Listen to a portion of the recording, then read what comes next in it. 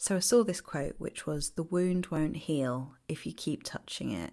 And it inspired me to talk about lots of things related to relationships. So I hope by the end of this video, you're going to have a better understanding of yourself and why you might be feeling the way that you're feeling, whether that's in a relationship or if you're reflecting on why you felt the way that you felt in a relationship with someone, or if you're in no contact, because this is a really important point that I really want to address when it comes to healing from a relationship and the kind of addictive traps that we can get ourselves into that hold us back from really letting go of a behaviour, a narrative, a feeling, an old pattern that keeps us going around in the same cycle over and over and over again. So before I get into this video, I'd like to let you know that I have now opened up my group coaching program called the Conscious Creators Masters Academy. It's a 12-week intensive program for anyone who wants to release old patterns, wants to heal, wants to be in a community of people just like you. It's an incredibly profound 12 weeks. I've been doing this group now for 2.5 years and I love it every single time I do it. It is such an amazing experience for everybody and for me. So if you would like to join this intimate group, there's only 10 to 12 spaces available in each group and it sells out every single time. So if you'd like one of those spaces, you can find out all the information in the website. I'll leave the link in the description below. Okay, so you can't heal the wound if you keep touching it. So the first thing that came to my mind with this is when you're in a relationship with someone who is unwilling to look at themselves, to do the work, and maybe there's this anxious and avoidant cycle, which is so common. It's almost like the two find each other for the purpose of mirroring where each other are at, with the possibility of healing. But if one person is completely unwilling to do that work and is committed to staying in the way that they've been being, they think that that's who they are and, they're avoidant and you're anxious, then it can really actually reactivate your wounding.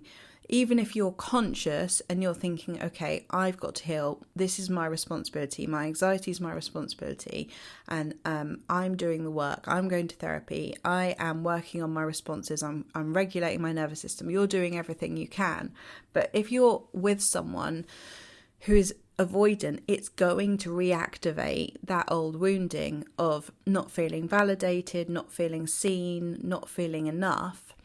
And so it can feel like really swimming upstream, because even healthy relationships will activate us. We all go into relationships with some kind of wounding, right? And so that's to be expected, that we're going to be triggered at times. But when you're with someone who is able to be present with you and to hold the space and to not take it personally, which is what, a securely attached person could do, then our wounding can be activated and then it can be repaired in a healthy dynamic, a healthy situation.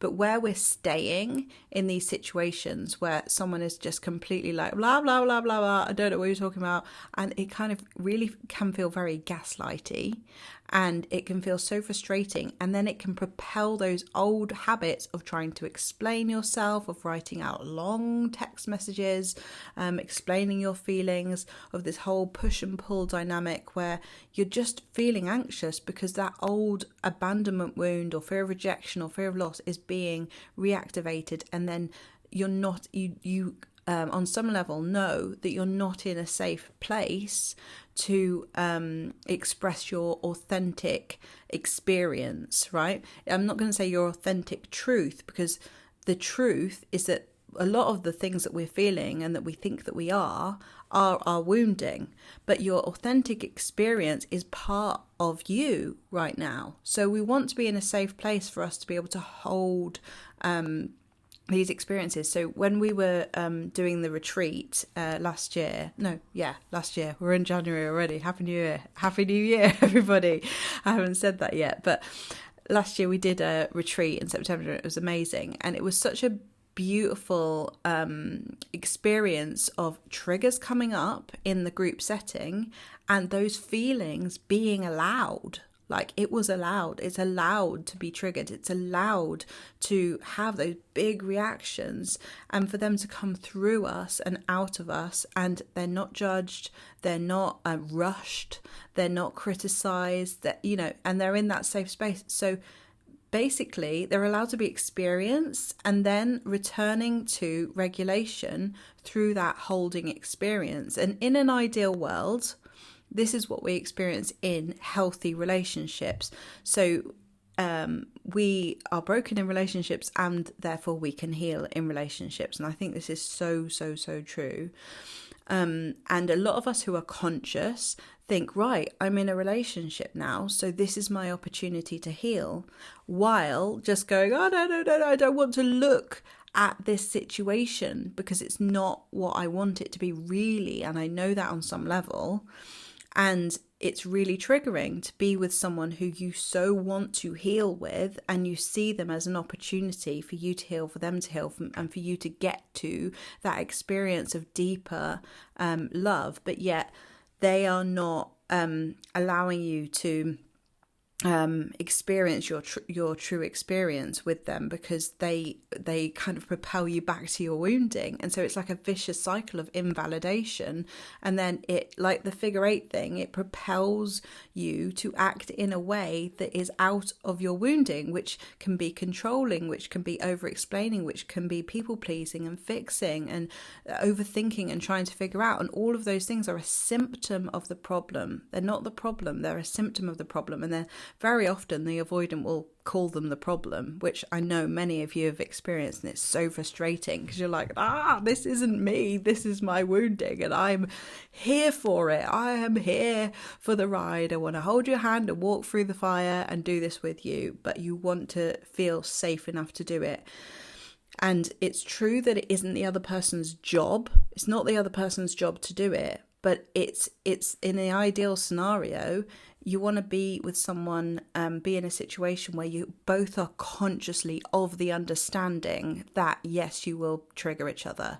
Yes, this is going to happen. Let's leave space between that so that we can not take it personally, and we can allow each other to evolve through these difficult things. It's hard. Like, this is hard. Like, taking accountability in relationships is hard. It's probably one of the hardest things about it, because we have to be willing to not be right. So we have to be willing to stop the whole battle of I'm right and you're wrong, which is what, you know, creates so many arguments in relationships. So going back to that quote, you can't heal the wound if you keep touching it. When you're in a relationship and you're anxious and you're with someone who is avoidant, and equally the same for the other person, the avoidant is with someone who is anxious, like, you keep on reactivating the wound because you're both coping and behaving from your wounding.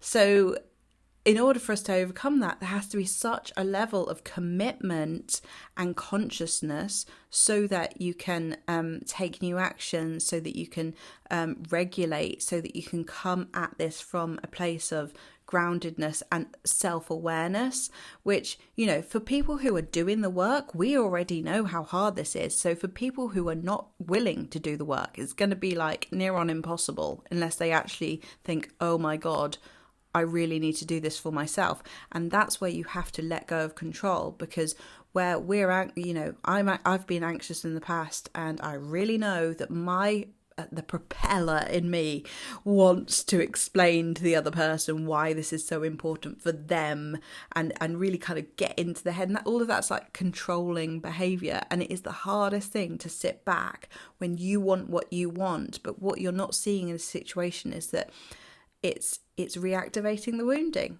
It's the figure 8 thing, you know, and where the anxious is like, okay, I've got to explain this. I'm going to share my feelings again. The avoidant is reactivated by, I'm being controlled, and I feel claustrophobic, and I feel trapped, and I need to get out.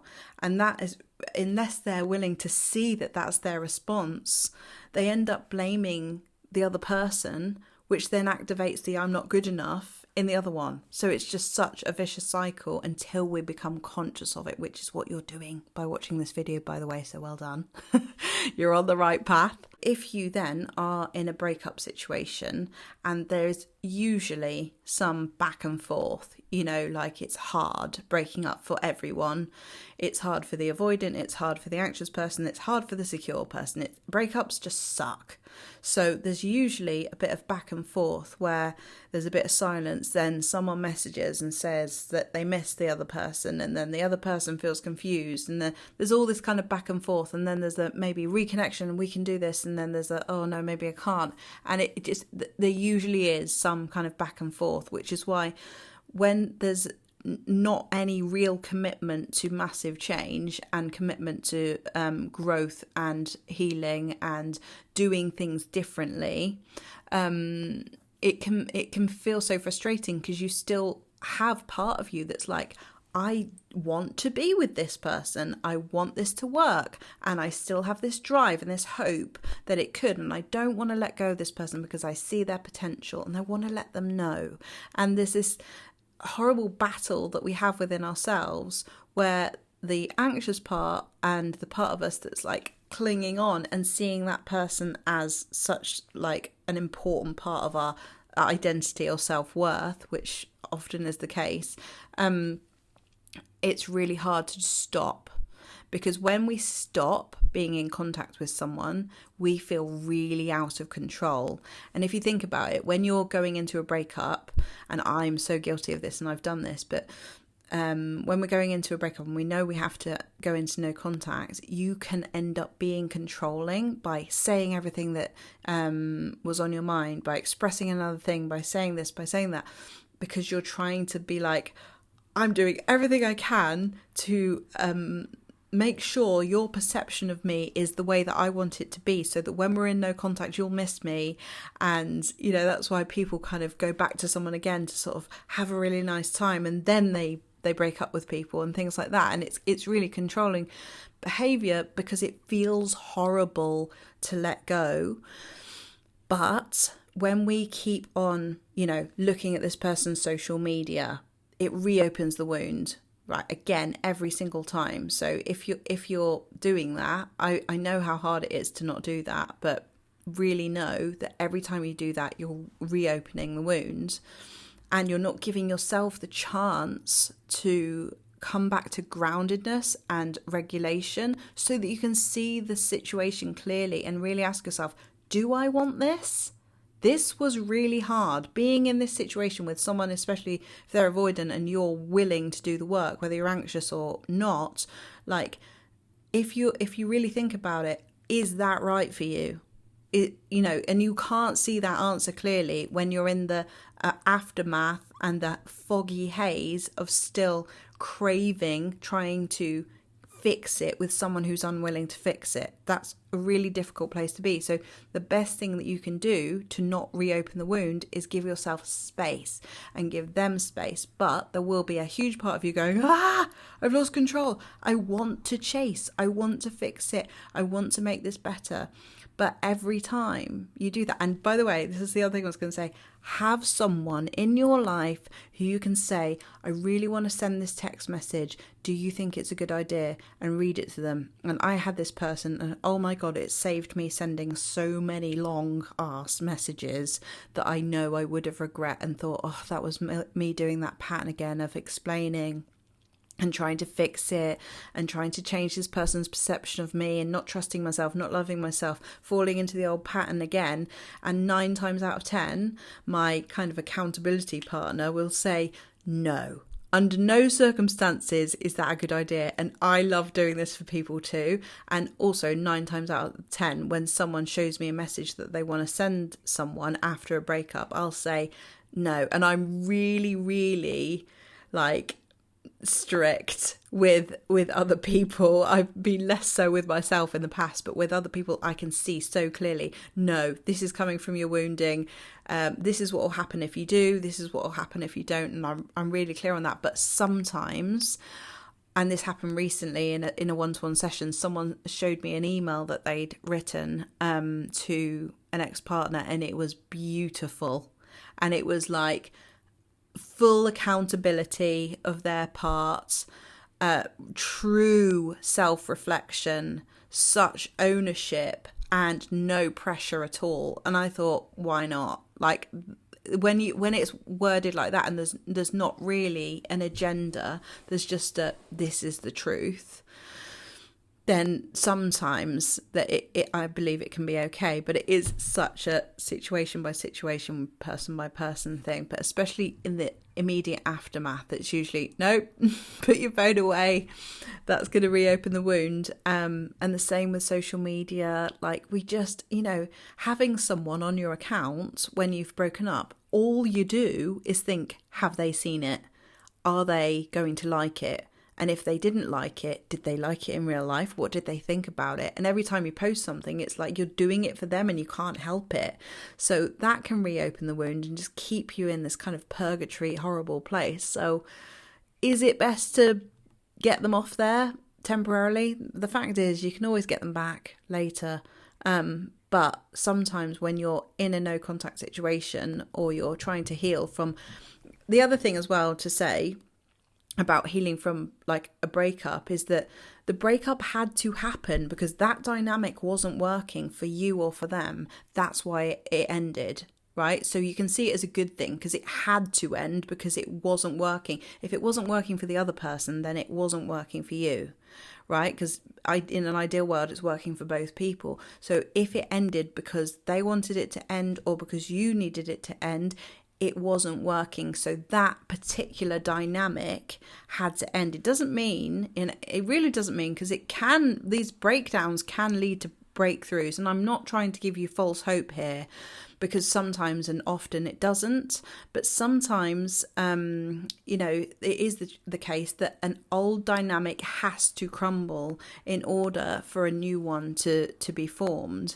But in order for it to be formed, both people need to take accountability and responsibility for their part. So the benefit of like no contact is that it forces you in a way to kind of go into a withdrawal of the addictive behaviors that you were doing to keep your nervous system afloat sometimes. And what happens when you go into no contact is that you can experience a real like withdrawal, like withdrawal symptoms. You feel weird, you feel confused, you feel lost, you don't know who you are. And that doesn't last that long. It lasts for some time, but then there's clarity. It's like the foggy haze disappears and you remember who you are again, and you feel confident. You can see the situation without being so emotional about it, and things get better. They do get better. But it takes longer the more that you keep poking at it, checking, asking friends and family, talking about it to people. Like, it can reactivate and prolong your healing and the situation evolving if you keep on touching the situation. Yeah. So you owe it to yourself and to this person. Well, you don't really owe anything to this person if they've left you right now, do they? Do you? You just have to focus on you right now. And that's the main thing. You owe it to yourself and for your stand for a healthy relationship. You owe it to the dream that you have of a loving dynamic to stop touching that wound. And like I said before, that doesn't mean that we get to avoid our wounding, because in healthy relationships we will be triggered, and so it's going to be touched, but it's going to be in a safe space to be touched, to be loved, to be held, And was that what was happening in the relationship that you're thinking about right now? And if it wasn't, then it's okay that it ended. It's okay that you're feeling the way that you're feeling, because it makes sense. It makes sense, like, given who you are, what you're going through, what you want to achieve. And also remember that where you've stood up for yourself and where you've spoken your truth, when we speak our truth, the people who are meant to be in our life at that time will rise to meet us there, and the ones who are not will fall away. And so that can give you trust in yourself. And I know sometimes it's like, but I don't want this person to fall away. But letting go of control is part of the healing. Yeah, you're doing amazing. I hope you found this video useful. If you'd like any support with anything that I do, you can find all the links in the description below. Join the Conscious Creators. It's amazing. And I'll see you in the next video. Bye.